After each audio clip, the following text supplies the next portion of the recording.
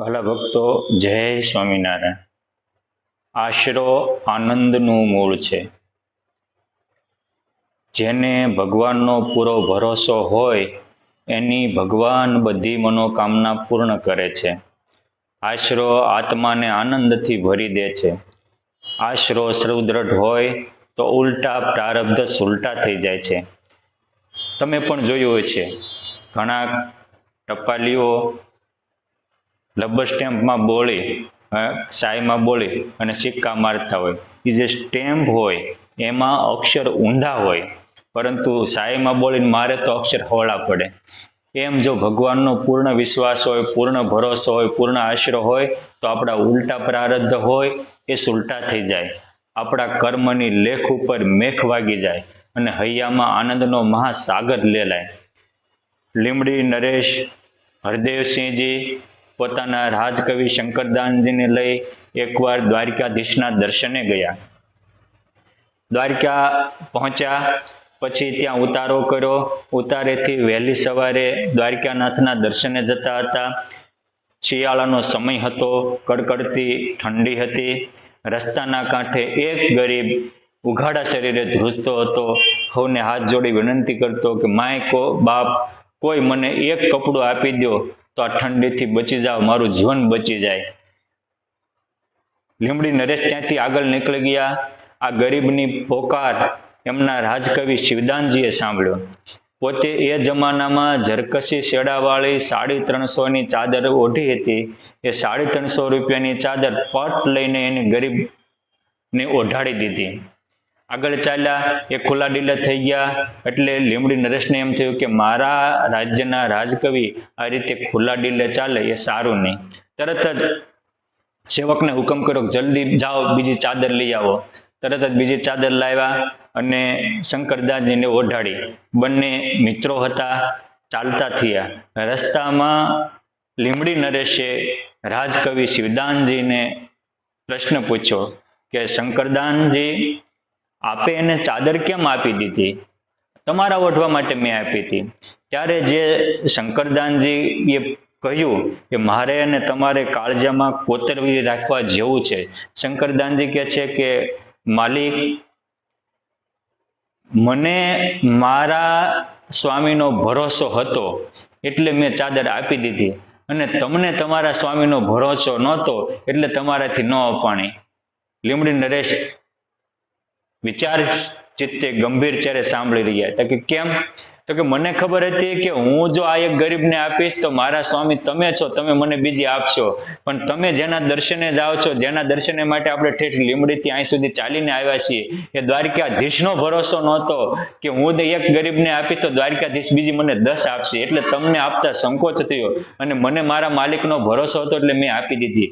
આ ભીતર ભરોસો ભગવાનનો હોય તો કામ બધા ભગવાન કરે છે.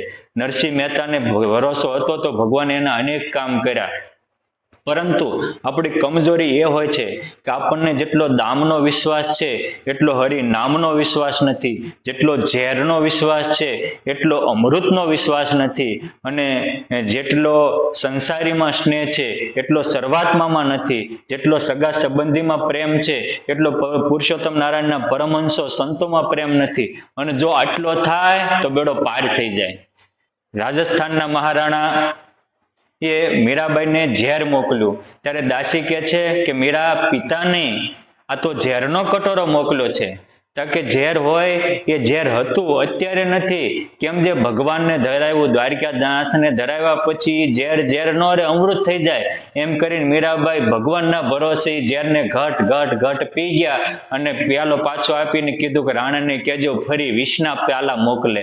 આ ભરોસાની તાકાત છે. જો ભરોસો હોય તો ભગવાન ઝેરને પણ અમૃત કરી દે. આ તાકાત છે, પણ આપણીથી એ થતું નથી. એ કમજોરી છે. ભગવાન સ્વામિનારાયણ વડતાલથી સંઘ લઈને ગઢપુર જતા હતા. રસ્તામાં ભોગાવા નદીને કાંઠે ઉતર્યા. ભોગાવામાં વેળ આવેલી, નદીનું પાણી ખારું દૂધવા જેવું, મોઢામાં જાય નહીં. સંઘ મોટો હતો, એને ઘોડા અને બળદા હતા, એને પાણી કયું પાવું, સંઘ માટે રસોઈ કેમ કરવી, સારું પાણી ક્યાંથી લાવવું, ચિંતા હતી. એ વખતે ગાંફના વસ્તારાવળ ત્યાં હતા. બધાએ આગેવાન હોવાથી એને પૂછ્યું બ્રહ્મદેવ કેમ કરશું? કે ચિંતા કરો માં, થોડી વાર શાંત રહો.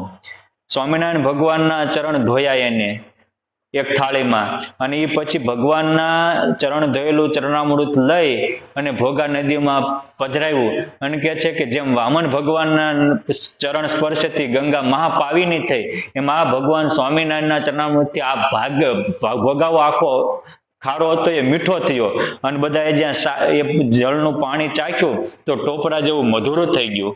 કેમ? વસતા રાવળને જ આ વિચાર કેમ આવ્યો? એને પૂર્ણ ભરોસો હતો ભગવાનના ચરણામૃતથી ખારું જળ પણ મીઠું થઈ જાય. તો એના ભરોસાને સત્ય કરવા ભગવાને આખા ભોગાવાને ખારાને મીઠો કરી દીધો. એ હજારો માણસના સંઘે પાણી પીધું, બળદાએ પાણી પીધું, રસોઈ કરીને લીલા લહેર થઈ ગઈ. પરંતુ જે વિશ્વાસ વસતા રાવળને હતો એ વિશ્વાસ આજ આપણને ખરો? આપણે પણ જ્યારે પાટોત્સવ પ્રસંગ હોય ત્યારે દેવોના દર્શને જઈએ છીએ, ભગવાનના અભિષેક પાણીને લઈએ છીએ, પણ આ પાણીથી આપણા તમામ દુઃખ દારિદ્ર દુઃખ દૂર થાય અને હૈયામાં સુખ શાંતિનો સાગર રેલાય, એટલું આ પાણીમાં દૈવત છે. એ દૈવતની આપણને ખબર નથી, એટલે ભરોસો મૂકી શકતા નથી, અને ભરોસો મૂકતા નથી એટલે આપણું કામ કરવા ભગવાન હાજર થતા નથી. બાકી દેવાનંદ સ્વામી તો એવું કહે છે કે ભરોસો રાખો ભગવાનનો તો બેલી બદ્રી નાથ, દેવાનંદ કહે દેવ ભરોસે સરસે સઘળા કામ. આવો એનો ભાવ છે. માટે આપણે જો ભગવાનનો ભરોસો રાખીએ તો ભગવાન જરૂર આપણી રક્ષા કરે ને કરે. ઉમેજ ગામના લાખાભાઈ આહિર વગેરેએ બે પરમહંસોને બોલાવી સત્સંગ ગોઠવ્યો હતો. ત્યાં સત્સંગનું કામ ચાલતું હતું.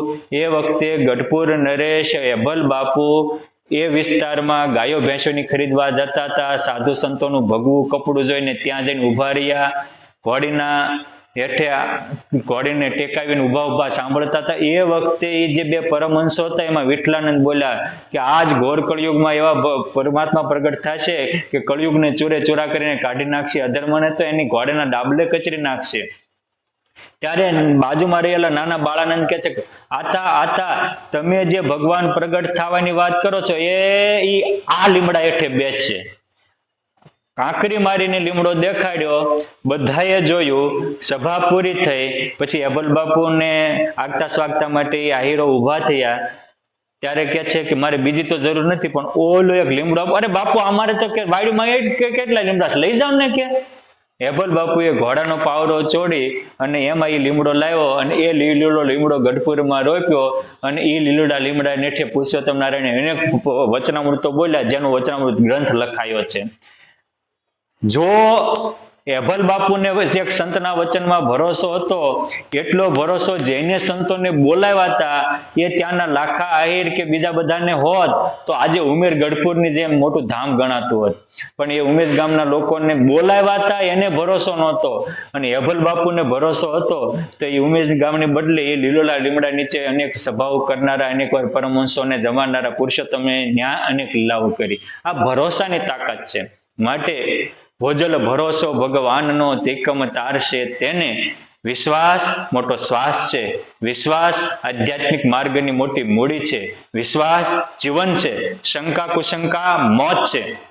માટે મોતના મુખમાંથી બહાર નીકળી અને ભરોસો અને વિશ્વાસ રૂપી જીવનને જીવીએ તો જંગ જીતી જવાશે. જય સ્વામિનારાયણ.